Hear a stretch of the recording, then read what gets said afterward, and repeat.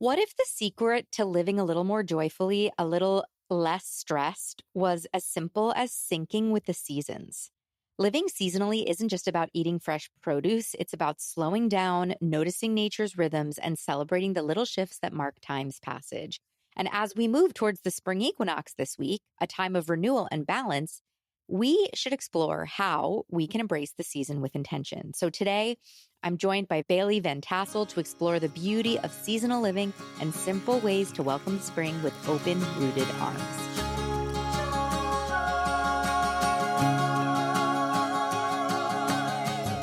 Welcome to the Growing Joy with Plants podcast, where we not only learn how to care for plants successfully, but how to simply and affordably use our plant babies to cultivate more joy in our lives by doing so. I'm Maria, former plant killer turned happy plant lady, author of Growing Joy, the Plant Lover's Guide to Cultivating Happiness, speaker, podcaster, and most importantly, your new best plant friend. On Growing Joy with Plants, you'll find conversations about houseplant care, gardening tutorials, and wellness through the lens of plants. Plant care is self-care on Growing Joy.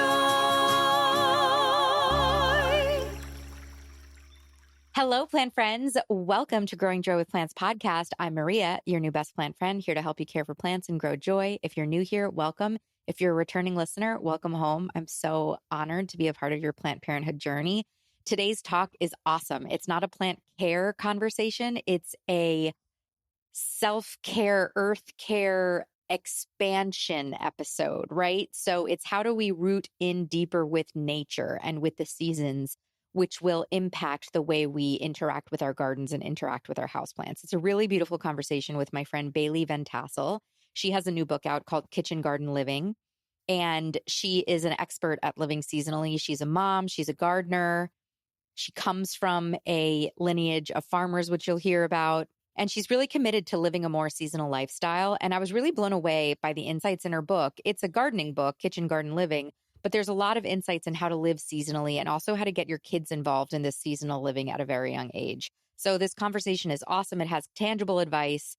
You'll leave with lots of steps that you can take for living a more rooted, connected life to nature and the seasons. So let's dive in.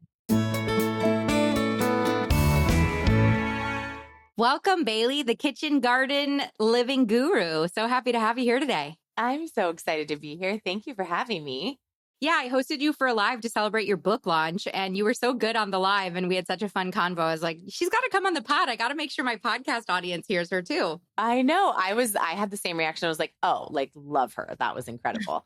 So I'm super happy to be here and to just chat about all the things. Thank you. Well, I'm excited. You know, this week is the spring equinox. I'm all about living in tune with the moon, living in tune with the seasons. And I was so excited to read your book because that's such a big part of your book. And I'm curious, I want to dive into how we can all work with this change of season that we're all experiencing right now. But how did you get into being so connected with the seasons and living seasonally and gardening and eating seasonally? Yeah, great question. I was thinking about this because it really stemmed from my upbringing. I grew up in this sort of hippy dippy, used to be a bunch of communes area in Northern California. And while my family wasn't totally like that, we were more on the blue collar ag cowboy rodeo side of things. I really was raised around a ton of people who were just very in touch with nature and really did celebrate the solstice and the equinox and did maypoles and really wanted to bring in some of those more ancient practices of honoring nature. And so it was really buried deep, deep, deep within me. And as I started having my kids, I really felt like we were just super disconnected from nature as a whole. So I wanted to reintroduce it. And that's when I was like, okay, I need to just reorient myself with the natural ebb and flow of the seasons and of earth and nature and get outside and let that be a good enough way for me to get in touch with myself. And it really made our lives more magical, for lack of a better term, and more reverent and more deep. And it just really anchored us in this way that I just fell in love with. So was there a moment when you were disconnected? When you left your, what did you say, cowboy ag style family? So did you leave and kind of get disconnected and then realize that it was time to reconnect? Yeah. Oh, for sure. So I growing up, I grew up on a little hobby farm, and my parents were really into mules and horses and rodeoing and just sort of country living. And I wanted to be a travel writer and work for Condé Nast in New York, high heels, briefcase, whole thing. Like I wanted to be like the travel version of Devil Wears Prada or something like that. And so I went to college in San Diego and then moved to LA. Like I was just living the city life. And that really disconnected me, where my whole existence was just more superficial. And I was just sort of surrounded by climbing the corporate ladder and trying to seek validation from having like the coolest Gucci or Louis Vuitton tote. And like, there's nothing against any of that. It's just that it consumed me. And I became so disconnected from my roots and from the simple things that really brought me joy and made me come alive, that I hadn't even realized were so fundamental in who I was. And so when I started just getting super burned out at work and just very high achiever, sort of classic like millennial coming of age story. And I got married. And as soon as I had my first child, who's now 7, but as soon as he was born, I was like, oh, okay, well, we need to move to a farm. We need to have 3 acres with a creek in the back, and I need to be baking our own bread and growing all of our own food. And like, sound good, babe? And my husband was like, literally, what are you talking about? Like, this is not the woman I married, you know? It was just kind of that reawakening of like, how do I want to raise my kids? What makes me feel centered and whole? And I had just felt like I had come kind of far away from that. And really, once I graduated from college, I kind of was like, oof, I want to go back to sort of living the way I was raised, go back to a simpler, slower time.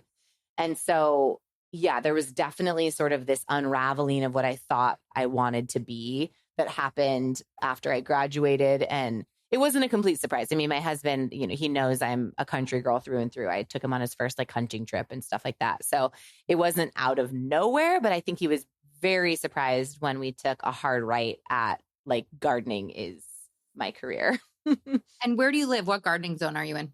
I'm in zone 7B. I live in Middle Tennessee, so like Nashville, Franklin area.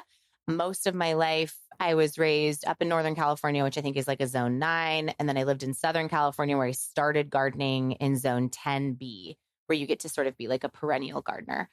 So this year is our first year gardening with real seasons and a greenhouse and a frost and some limitations, which is actually really exciting. Did you learn on your hobby farm how to garden from your parents, or did you have to kind of learn as you were reintegrating into this connection with nature that you found when you had kids? Yeah, I knew absolutely nothing about gardening. I had no interest whatsoever. There are pictures of me standing like in sparkly red, like Dorothy Wizard of Oz shoes and a dress, like in proximity to my parents' garden, and I never touched it. But I had a godmother growing up who's a dear friend still. I call her Auntie Pammy. I write about her in the book. She had like a huge, huge, gorgeous vegetable garden when I was growing up, and I wanted to be just like Auntie Pammy. She's Martha Stewart, basically.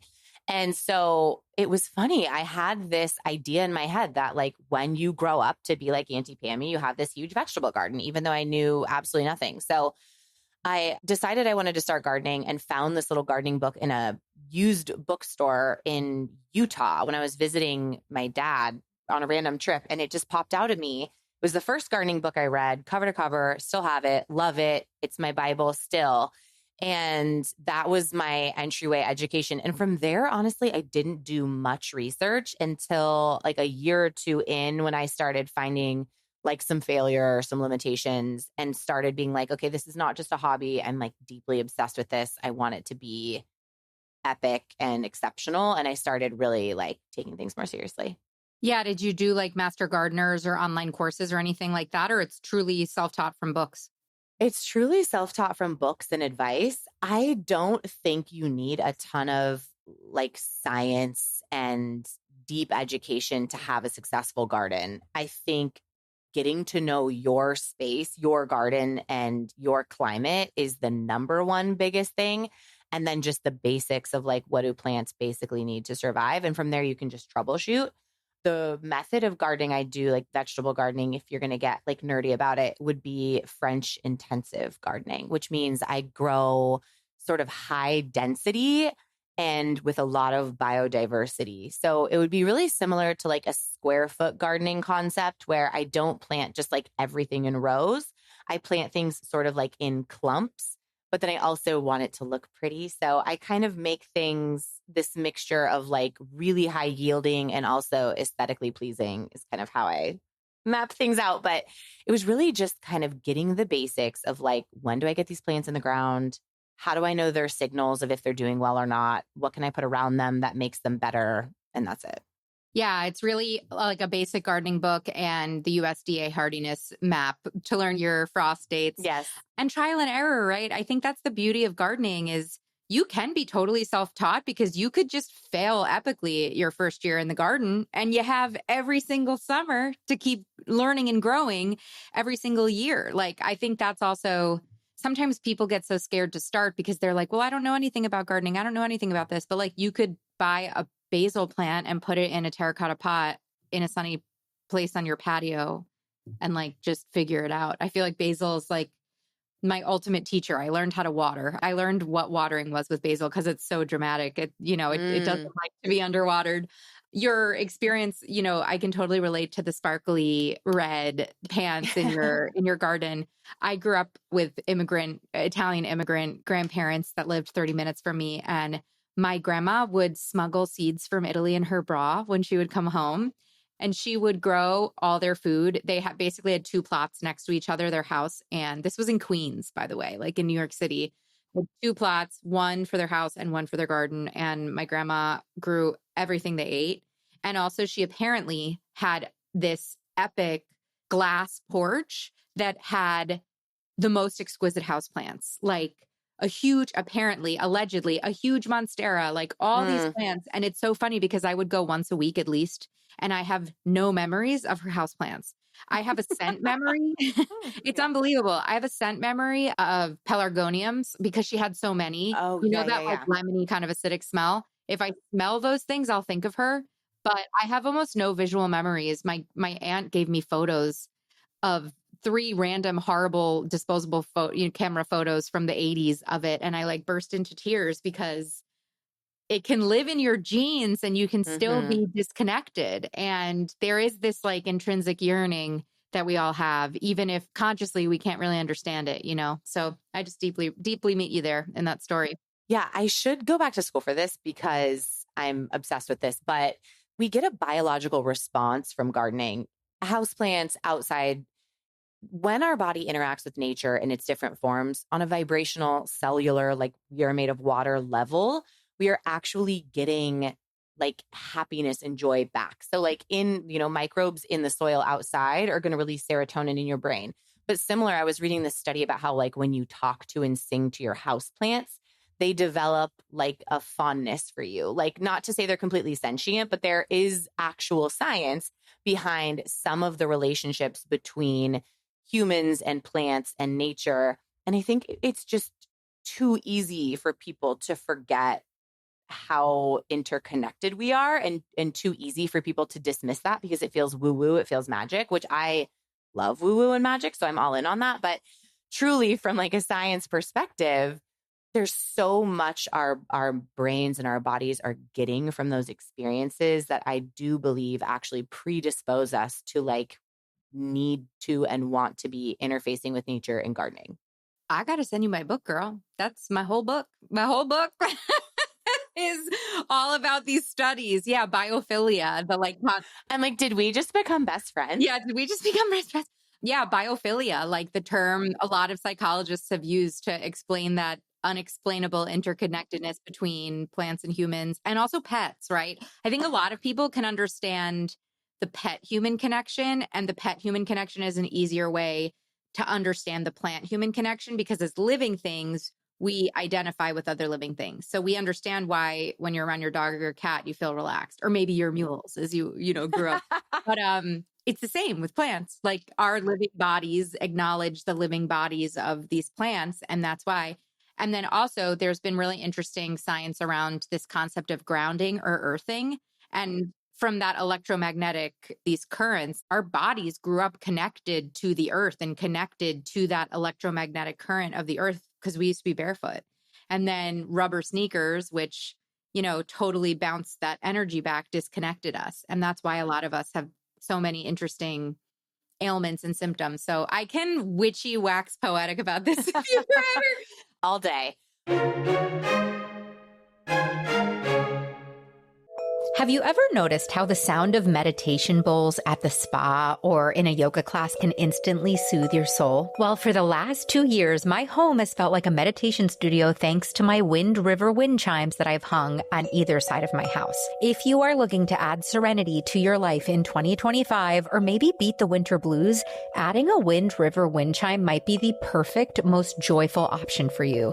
Every time I hear my Wind River wind chimes sing in the wind, it is an invitation for me to pause, take a deep breath, and find a moment of presence in the midst of a hectic workday. When I moved recently from New York to Florida, I literally did not feel at home until I hung my wind chimes at my new house. I was getting anxious at my new house because I hadn't hung my chimes yet, and it didn't feel like home until they were there. They are not the clangy kind of grating wind chimes that you might hear in your neighbor's yard or at a garden center. Wind River wind chimes are the highest quality I've seen on the market. They're carefully tuned, beautifully designed. They come in a variety of colors, shapes, sizes, and sounds, and they make incredibly thoughtful gifts because you can actually engrave the wind sail with a special date or message, and you get a free engraving because you are a listener of Growing Joy with Plants. So beat the winter blues, explore the collection of wind chimes at windriverchimes.com, and use the code Growing Joy at checkout for a free engraving to add that special, unique touch to your wind chime. You will not regret it. That's windriverchimes.com. Use code Growing Joy at checkout. Today, we're talking about how spring is a season of renewal. It's a time to refresh our gardens, to nourish the soil that we already have, and embrace the rhythms of nature. And when it comes to feeding plants, amending soil, potting up new plants, the brand I trust is Espoma Organic. All of Espoma's products are all natural, made with organic ingredients. Their fertilizers and soil mixes work in harmony with the earth, giving your plants what they need to thrive without synthetic chemicals, right? So when we talk about living seasonally, we're always going to talk about organic, right? So if you're prepping your kitchen garden after this conversation inspires you, maybe you're starting seeds, or maybe you're revitalizing your indoor plants after winter, Espoma Organic is going to help you grow in tune with the season with their line of indoor and outdoor gardening products, their potting mixes, their fertilizers for both outdoor and indoor plants. So as you step outside and welcome spring, give your garden or your houseplants the best start with Espoma Organic, their potting mixes, their fertilizers, their soil amendments, because of course, plant friends, when we feed the soil, we feed our souls. So you can go to espoma.com to find your local Espoma dealer. You can go ask for it at your local garden center, or you can click the link in the show notes to go to my Espoma Amazon storefront where I have my curated list of Espoma faves.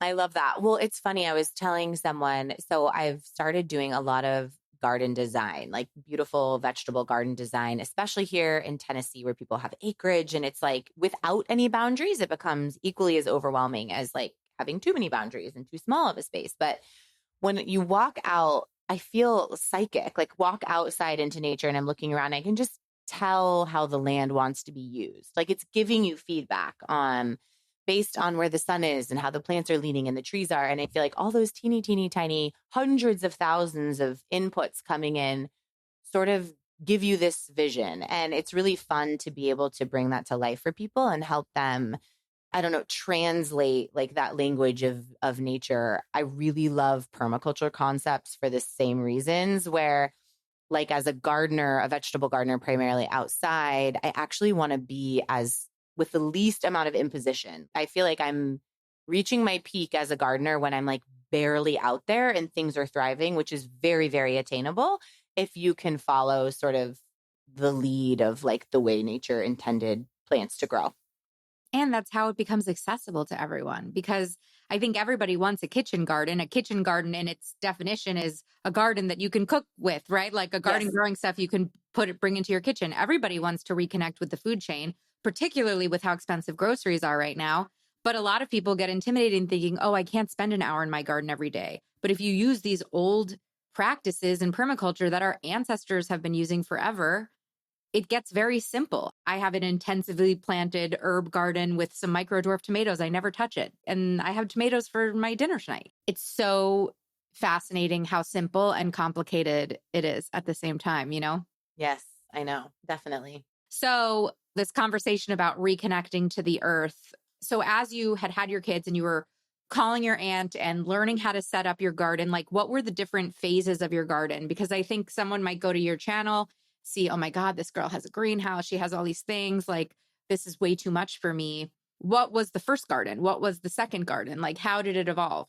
Yes. So the first garden was like an 18-inch by 18-inch pot that I got from like a big box store that had 6 vegetables in it. It had like peppers, tomatoes, chives, basil, oregano, and mint or something, like all in one pot. And I was like, can I just leave this in here and this will all grow? And she was like, yeah, yeah, yeah. I was like, oh, great. No, most of that died, but it was one single pot and I just became obsessed. And I was calling for advice. Like when my tomato plant like looked sad, I remember calling my dad and being like, what's wrong with my tomato? And he was like, well, like, have you been watering it? You know, like real basic. So I started out with just really so trial and error. And I am by nature someone that really likes to sort of just play and like learn as I go and develop instincts as opposed to like do massive amounts of research. That's just like a personality thing. But when that one pot, I think what I got left with were chives, the bell pepper, and the tomato. And everything else I had like ripped out or didn't care about or whatever. And so I upplanted the tomato and ended up getting maybe like 2 tomato plants and then had like this mini micro bell pepper that was like the size of, I don't know, smaller than a golf ball, like a ping pong ball sized bell pepper. And I was like, what is happening? And that's when I started learning about companion planting. And that's when I started obsessively talking about gardening. And everyone was like, you should really find a way to like do more. So I was looking into the community gardens near us, which all had like wait lists for years. And then we had this dead patch of lawn outside our front door. I lived in a townhouse that had no yard and this dead patch of lawn because we were in Southern California. And so my husband was like, why don't you ask the HOA if we can put some raised beds here on this lawn? We didn't own it. It was community land, but they were going to tear it out and just put like rocks and a bench because there were all these water sanctions because of the drought in California. And again, this is in 2017.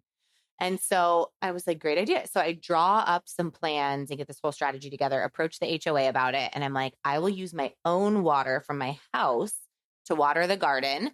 And I will share everything I grow with the neighborhood. And we can even make it like a little community garden if anyone wants to do it. So they said yes. Nobody wanted to do it, but I still vowed to share the yield. So I hooked up a 100-foot expandable hose to a hose bib we had in the back of our townhouse, drug it through my home to the front yard, and watered my 2 4-foot by 8-foot beds with that, you know, every other day. I had an 8-month-old at the time when I started. We built our first 2 beds ourselves, and I completely botched getting soil for it and burned everything the first time. And it was this whole adventure, but we did, in fact, end up starting to grow enough to share with the neighbors. So we would bundle it up and call them like veggie bundles. And as my son grew and like learned to walk, he would deliver these bundles with me. And it would sometimes be just basil, or it would be like, you know, I remember one year we had a ton of cherry tomatoes. So we had these little, like, you know, those little like checkered food to go carton bowls. We like filled those up with cherry tomatoes and basil and oregano. And we always like made it look pretty. One year I made homemade pasta and put a bunch of herbs in it. We had like a huge zucchini crop one year. Everybody got a bunch of zucchinis. There were like 10 houses. And so it was just like a little bit of everything every week or two. And it was so joyful and so connecting for everyone. And so many people was like, this is the first time I've tasted a homegrown tomato at the age of 65. And they were just our 2 little beds. I mean, we were in the middle. We had an inpatient rehab center on one side of our fence, a freeway my husband could probably throw a football to, and concrete surrounding everything. Meanwhile, I had these 2 garden beds that created an entirely new universe. Truly, I felt like I was existing in an entirely different space. It reoriented me completely. And so that was, I think, also a part of what led me back to how do I align my life with the rhythms of nature? And how do I make this sort of a cornerstone of how I lead my family moving forward? You're affirming an idea that I've had that's been stuck in my head. I have one big planter that I was thinking of chaos gardening some cut flower seeds in and putting it on my front lawn and letting it be a cut flower garden for my neighborhood. putting a sign that's like, take a flower if you want one. 100%. I love this idea. That's so beautiful. And I think living seasonally too, in this conversation we're having, living seasonally also means living in community, because if we're going back to how our ancestors used to live in connection with the season, we used to live in these tribal communities that no longer exist anymore because we're also isolated. And so I think another beautiful part of gardening is that it really connects us with our community in a different way. I personally have had amazing experiences connecting with the retirees, connecting with little kids. Like, it connects generations. I mean, you have a whole chapter on your book in this. I'm preaching the choir, but it's more than just growing a tomato. It really is. For sure. And it's interesting. I mean, every single person had a story about fresh food or about gardening, or their mom's victory garden, or their grandma who smuggled seeds in her bra. Like, everyone had some tiny little nugget of inspiration that they could follow. And it was just like whether or not they did and how much it informed their lives. But I feel like those 2 garden boxes for our little community really unlocked something special, obviously in me, but it definitely connected us more. And it really, I was very discontent living where we were living and feeling kind of like, ugh, I don't want to be here. I want to be somewhere else. But it pushed me, once I started gardening and considering myself a gardener, to go out and find other people that were pursuing similar interests. And that is as well when like the overall contentment of my life grew so much, because now I had something where I was like, I found this really cool ecology center and a really cool local farm. And our friends that actually knew me were like, what's going on with Bailey? She's like sharing about growing tomatoes on her Instagram and like going on farm tours with your son. Like, what's going on with her? And I got a lot of flack and a lot of kind of like, whoa, is she trying to be an influencer? What's happening? But then when I became successful and when gardening really became something so paramount, it's like when people start asking for advice and like, well, how could I start a garden? And I want to do herbs and like, this is so cool. And people stop feeling like, is this weird? And start leaning into it and being like, oh my God, I love this. I want this. So many things in that, because that leads to imposter syndrome, right? A lot of people have imposter syndrome about showing up online, but also as gardening. Like, who am I? I can't figure it out, and sharing it.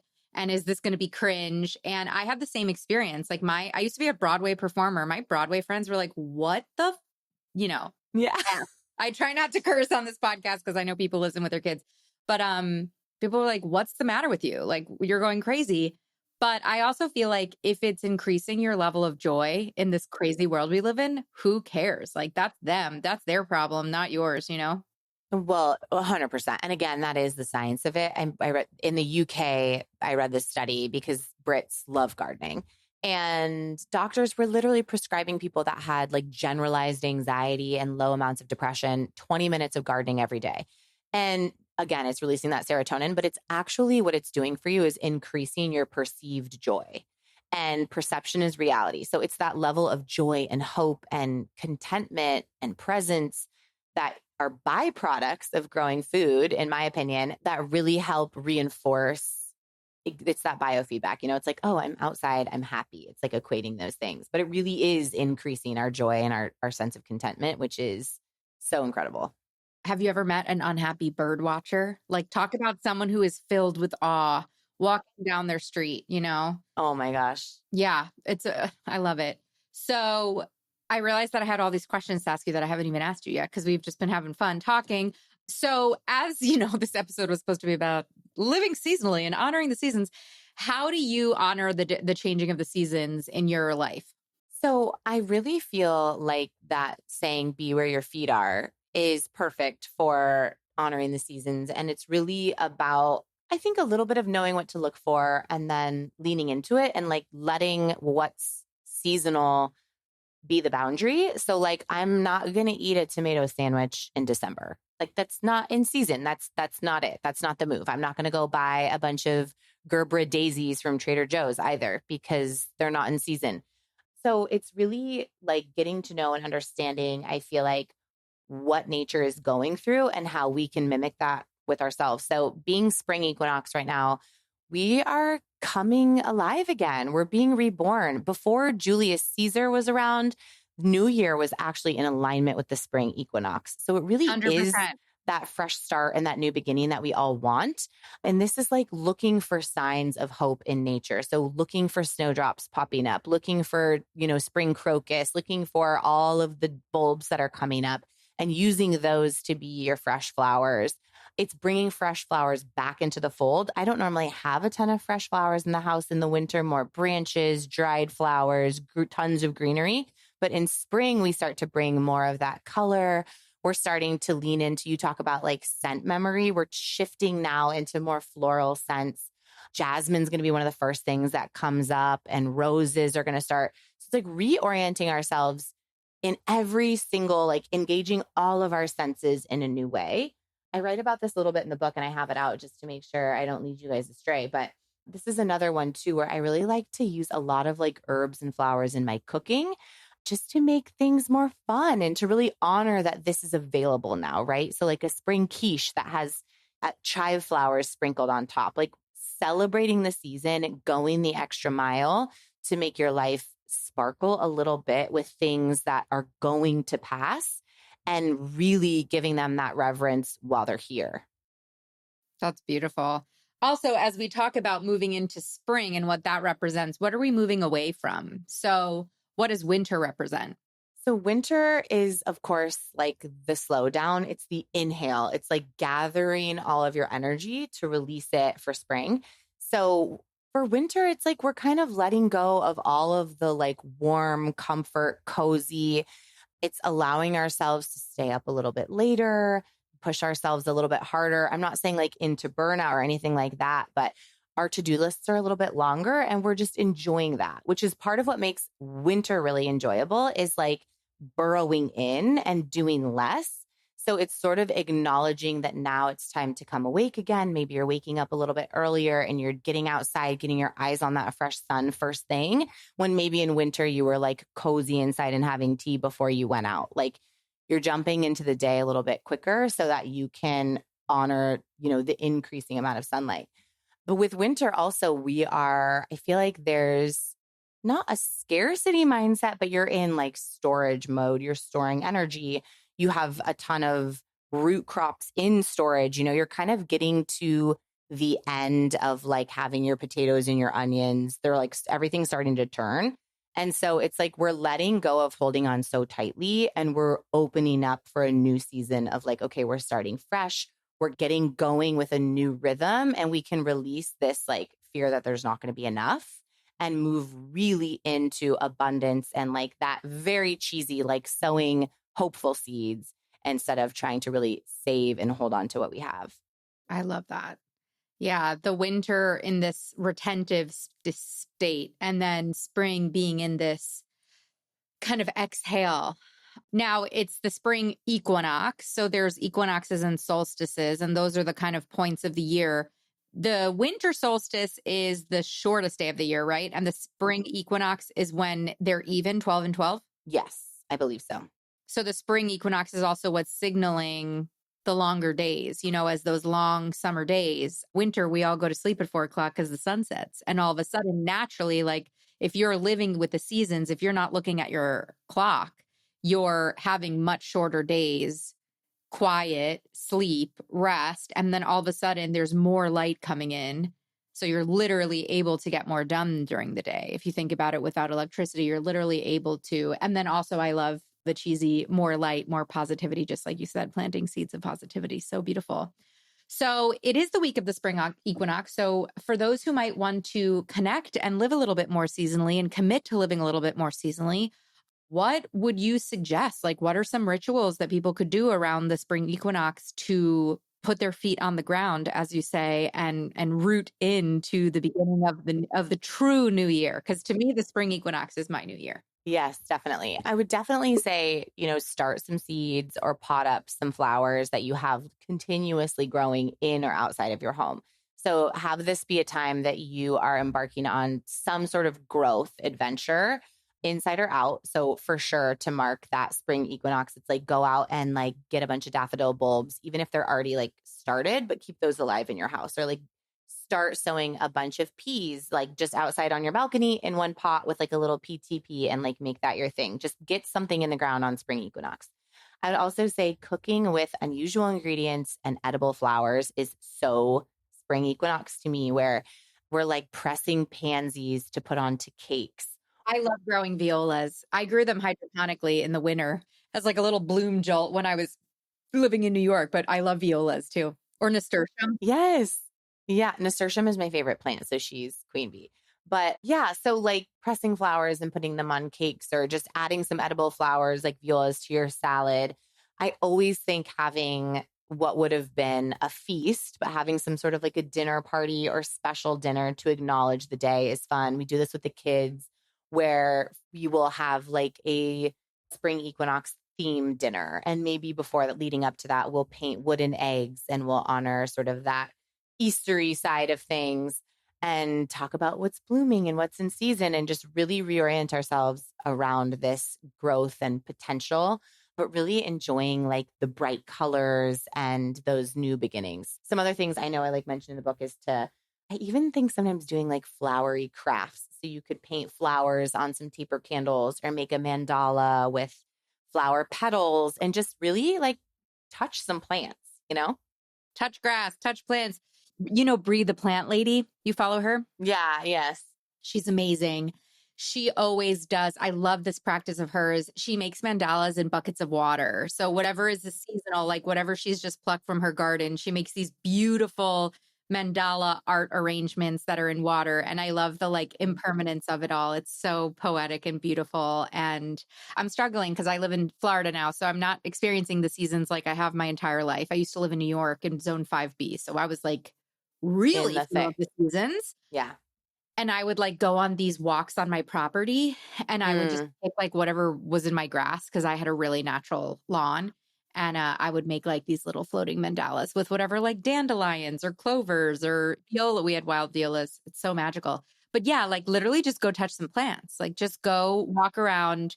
You know, there's that great, oh, this was something I loved about your book. It's so kid friendly. Like motherhood is such a big part of who you are. And I think also bestowing this information to the next generation is going to be so important for so many different reasons.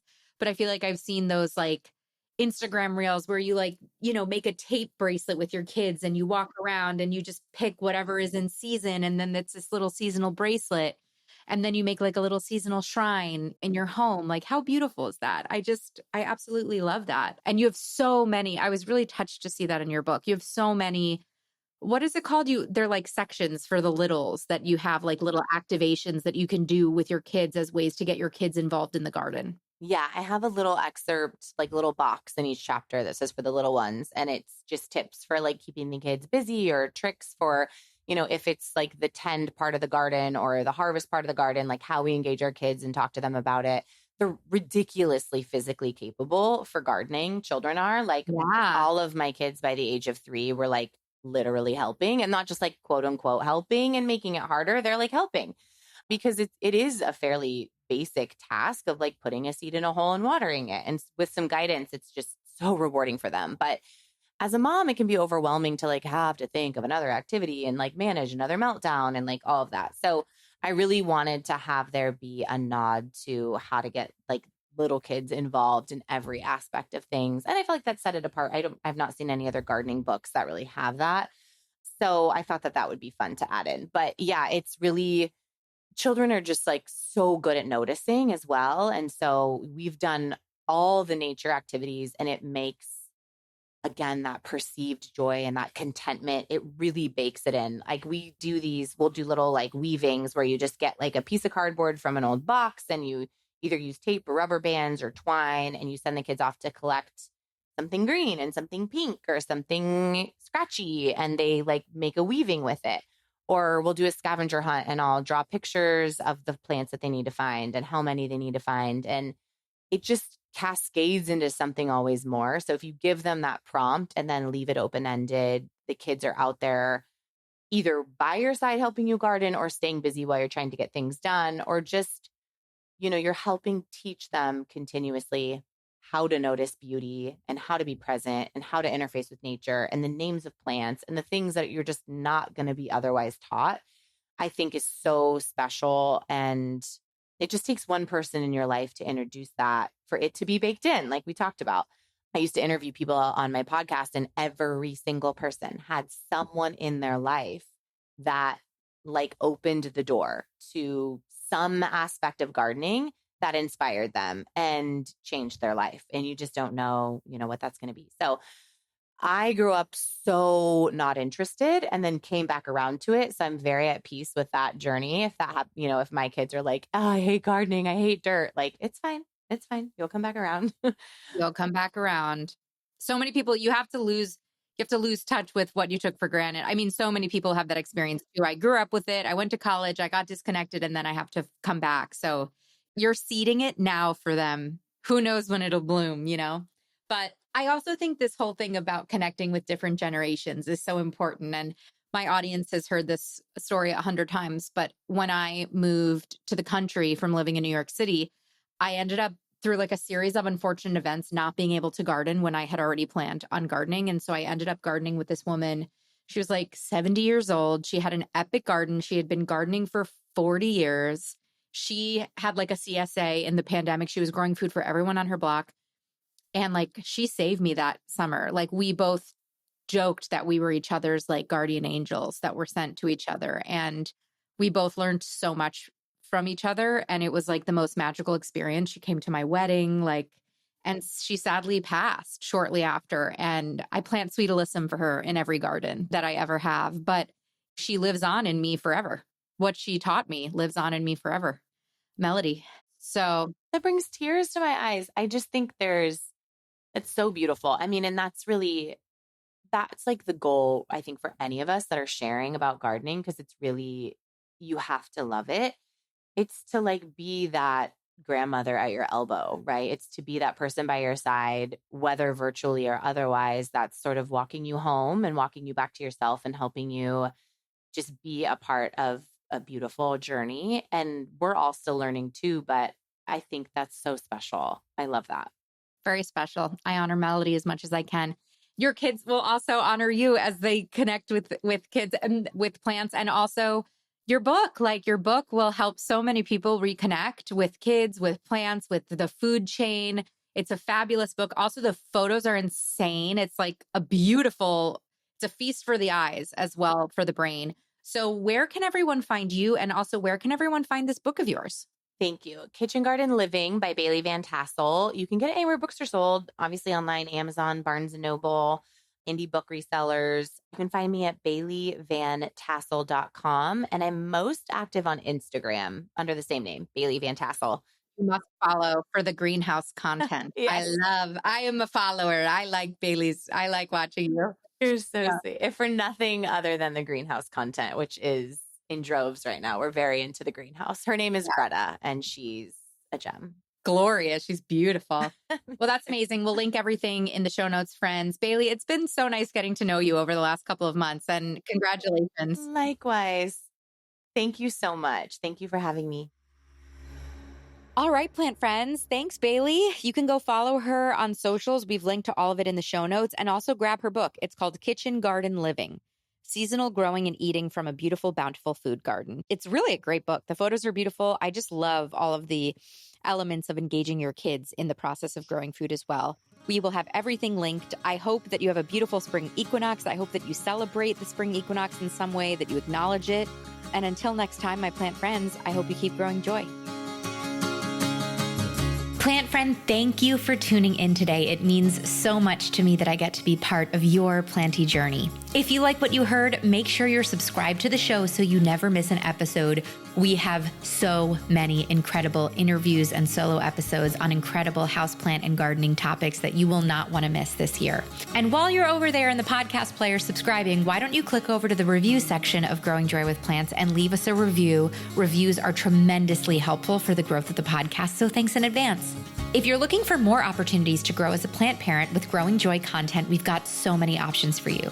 First, I highly recommend you taking the Plant Parent Personality Test. It's free. It's super fun. It takes 3 minutes to complete. At the end of the test, you're going to get your plant parent personality profile and a curated list of plants, projects, and podcast episodes that are right up your alley, tailored just for you and your lifestyle, inspired by your results. The links are in the show notes. If you're looking to uplevel your plant parent game, I have so many free downloads on my website that I think could help you, like the Understanding Natural Light download or 9 different ways to green up your office space. If you'd like to support the show monetarily and help me bring the show to as many people as possible for free, you can head to our Patreon link in the show notes to learn more about our offerings. And finally, I invite you to come hang out with me and continue the planty conversation on social media, on Instagram and TikTok. I'm Growing Joy with Maria. My DMs are always open if you have requests for topics or ideas for the show. Thank you again for listening. It is truly my honor and delight to help you keep blooming and keep growing joy.